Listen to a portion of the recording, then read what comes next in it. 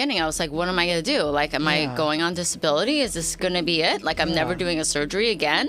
Like, it was scary at that point because you don't know what's going to happen and you're scared and you have a little PTSD, really. Like, there's just, because it happened while I was actually taping the show, so. She built an empire out of pimples. She turned a small dermatology office in Southern California into a global brand with over 6 billion views. Millions of people trusted her with their skin, their stories, and their scars. But then came the day when the cameras were rolling and patients were waiting. Dr. Sandra Lee quietly experienced the most terrifying moment of her life, and nobody in the room even knew it was happening. The day things took a tragic turn. It was a regular workday at Skin Physicians and Surgeons in Upland, California. The cameras were set up. The crew was ready. Patients had come in from all over, hoping to finally fix something they had lived with for years. And Dr. Sandra Lee was doing what she had done thousands of times before, treating patients, talking to cameras, being Dr. Pimple Popper. Then something shifted. She started sweating. Not the kind of sweating you get from a long day on your feet, but a sudden and overwhelming wave of heat that came out of nowhere. Her body felt wrong. Her head felt cloudy. But she was a surgeon, a professional, a woman who had built her career on steadiness and control. So she pushed through. She finished the day. She told herself it was probably a hot flash. That evening, she drove to her parents' house near the practice. She could not settle down. In an April 14th interview with People magazine, she recalled, "I just felt very restless. In one leg, I kept feeling shooting pains." She tried to go downstairs to grab something to eat, and that is when she noticed the first real warning sign. Walking down the stairs felt wrong. Her balance was off. Her legs were not cooperating the way they should. She did not sleep that night. The next morning was when the real fear arrived. She held out her left hand and watched it slowly collapse on its own. She tried to speak, and the words came out wrong. "I noticed that I had a tough time articulating and just enunciating," she told People. "I thought, am I having a stroke?" What makes this part of the story so devastating is the detail that most news outlets glossed over entirely. Sandra Lee is a physician. She went to medical school. She completed a residency. She has spent over 2 decades treating patients. She knows the warning signs of stroke cold: face drooping, arm weakness, speech difficulty, sudden confusion, problems with balance and coordination. She had almost every single one. And she still almost talked herself out of going to the hospital. This is not a failure on her part. This is a medical reality that researchers have documented for years. Women experiencing strokes are significantly more likely to have their symptoms dismissed, both by themselves and by others, because those symptoms so often look like something else. Sudden sweating, fatigue, restlessness. In a woman in her mid-50s, these signs are almost always explained away as menopause. Sandra Lee had the exact same instinct. She thought, hot flash. Her brain was already in crisis. Her father, Dr. Soon Seng Lee, a retired dermatologist who had built the very practice she now runs, was in the house that morning. He looked at his daughter and he did not hesitate. He told her to get to the emergency room immediately. She went, and the moment she walked through those doors, the story of Dr. Pimple Popper changed forever. A part of my brain died. The MRI results left no room for doubt.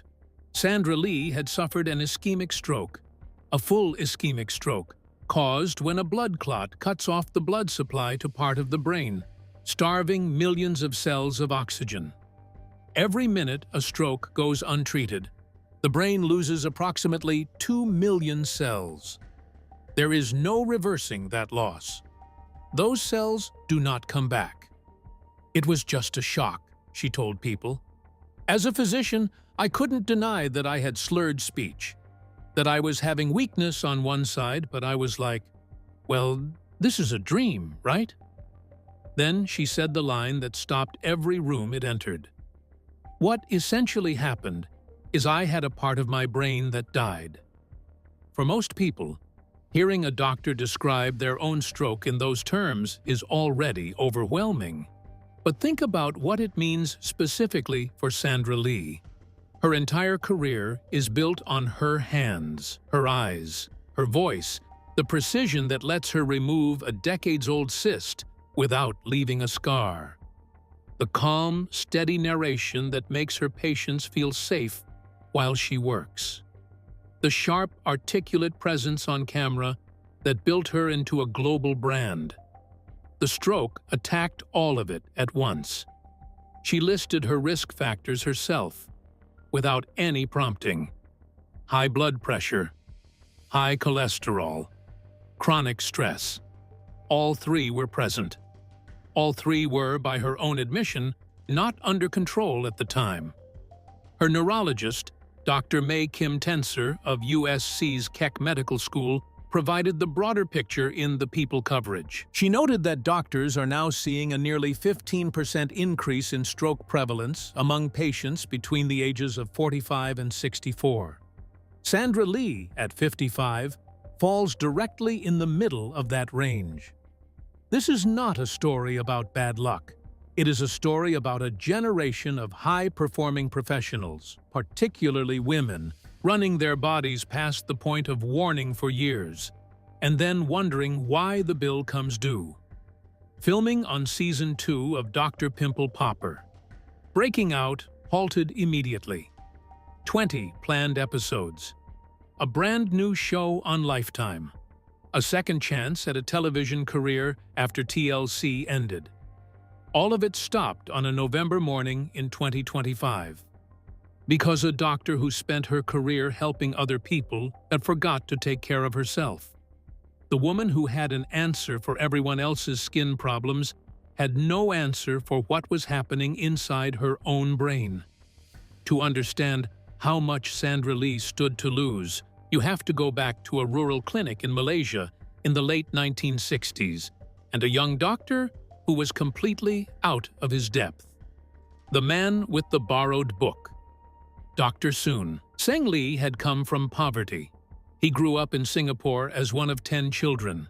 His wife Irene grew up in Malaysia, also one of 10 children in a family with almost nothing. They met, they studied, they built a life through sheer determination. By the time Soon Seng was working as a medical officer in rural Malaysia, he was competent in general medicine. But skin diseases baffled him every single time. His solution became the foundation of everything. I managed by going behind the privacy curtain to flip through a small book on skin diseases left behind by a U.S. Care Medico team, he told Practical Dermatology. Every time I consulted this book, my interest in dermatology increased, until I decided that I would become a dermatologist. Soon Seng and Irene emigrated to the United States in 1969. Sandra was born in Flushing, Queens, in December of 1970, 1 year after her parents arrived. When she was 5, the family moved to Southern California. Her father opened skin physicians and surgeons in Upland, California, the same practice Sandra runs today. She grew up surrounded by dermatology, textbooks everywhere, skin disease photographs on coffee tables that would horrify most children. Sandra was not horrified. She was fascinated. She went to UCLA for biology, completed medical school at Hahnemann University in Philadelphia, and met her future husband, Jeffrey Rebish, on the very first day of orientation. Jeff came from Westchester County, New York, had played sports at Dartmouth, and arrived at medical school thinking about orthopedics. Sandra changed that. He followed her into dermatology. They married on May 28, 2000, and built both a family and a practice together in Upland. But her path was not clean. After her 4th year of medical school, Sandra did not match into a dermatology residency, the specialty her father had chosen because of a borrowed book, the field she had been raised inside. She didn't get in. "You feel like you're in a dream," she said years later. "Is this really happening? I even considered emergency medicine for the blink of an eye." She eventually matched at Southern Illinois University, completed a fellowship in San Diego under renowned laser surgeon Dr. Richard Fitzpatrick, and came back to California to take over her father's practice. Her father's reaction to what happened next was perfectly human. "I used to hear patients remark that, 'Oh, you are Dr. Soon Lee's daughter.' Now I only hear, 'Oh, you are Dr. Sandra Lee's father.'"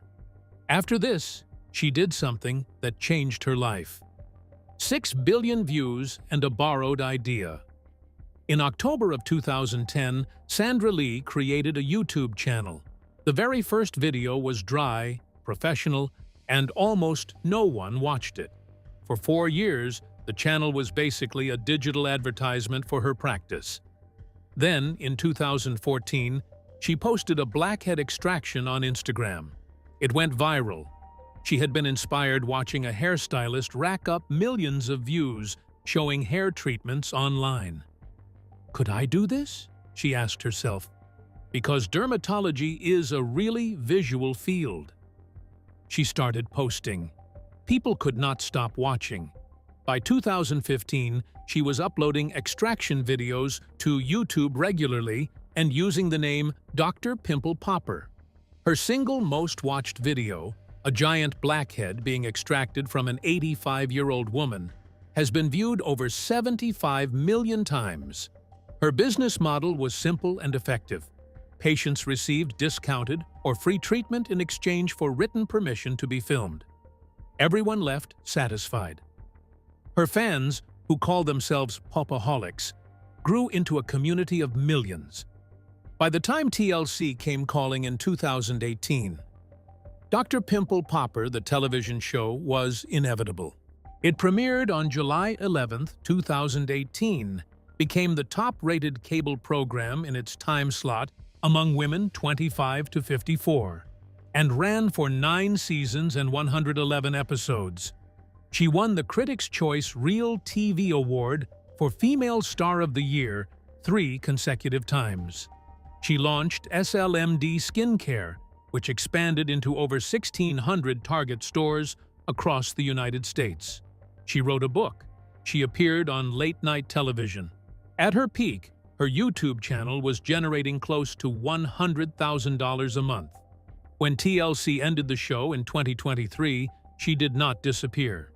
She moved to Lifetime with a new format called Dr. Pimple Popper, Breaking Out, which added a mentorship element and showed her personal life on camera for the first time. Season 1 aired in April of 2025. Season 2 was greenlit in August of 2025 with 20 new episodes. Jeffrey had become an executive producer. The machine was running faster than ever. And that was exactly the problem. She was trying to deal with things, but then stroke stopped everything for her. Learning to hold a scalpel again. For 2 full months, Sandra Lee did not operate. She did not film. She barely spoke publicly. From November of 2025 through January of 2026, she went through intensive physical and occupational therapy, working on what she described as very basic things. Balance, walking in a straight line, rebuilding grip strength in her left hand. For Sandra Lee, the stakes were brutally specific. A grip weakness in her left hand was not just an inconvenience. It was a direct threat to her ability to perform surgery. Dermatological procedures require fine motor control, steady hands, and consistent precision. "I don't like that I don't have total control of my left hand," she told People. "If I feel like I'm not at my best, it's very scary." Her speech changed too, in ways she says most people cannot hear, but she notices constantly. I notice it right now that I don't speak exactly the way I used to, she said. You're really embarrassed to speak because you notice it.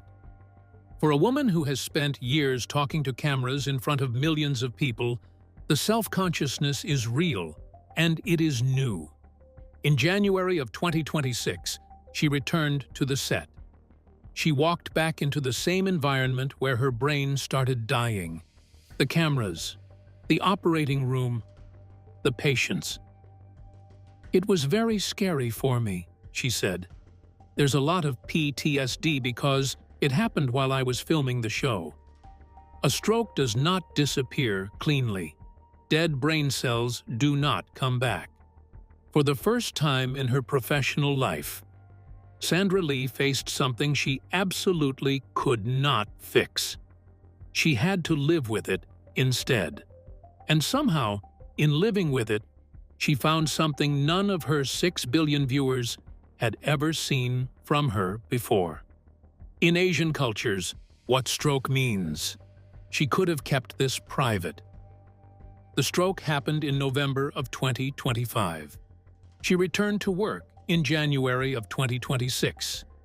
The public did not know. Episodes were being filmed. Patients were being seen. Nobody outside her immediate circle had any idea that anything had happened. She could have let Season 2 air, let the footage speak for itself, and let viewers draw their own conclusions in real time. Instead, she chose People magazine, an exclusive interview published on April 14th of 2026, with photographs taken at her home in Los Angeles, a full account of everything. And she explained in the same interview exactly why going public was so difficult. In Asian cultures in particular, they don't tell people they've had a stroke because it can be seen as a sign of weakness. That sentence is the most important one, she said in the entire interview, and it received the least attention. Sandra Lee is Chinese American. Her father is from Singapore. Her mother is from Malaysia. She was raised inside a culture that values stoicism, that treats illness as a private matter, and that associates public vulnerability with personal failure. The immigrant drive that got her parents to America, that pushed her through medical school, that built the practice and the brand and the television shows, runs directly against the kind of openness she chose to exercise in that People interview. In breaking that silence, she was going against everything her upbringing taught her about how a strong person handles weakness. She did it anyway, and she was specific about why. I want to get the word out that if you have symptoms like I had, make sure you see your doctor. Take care of yourself. The timing of the disclosure was also deliberate. She went public 6 days before Season 2 premiered on Lifetime on April 20th of 2026. The show includes actual footage from the day of her stroke and her recovery. By speaking first, she controlled how the story was told. She chose the frame. She chose the language. She chose to make her worst moment into a conversation rather than a spectacle. A blessing in disguise.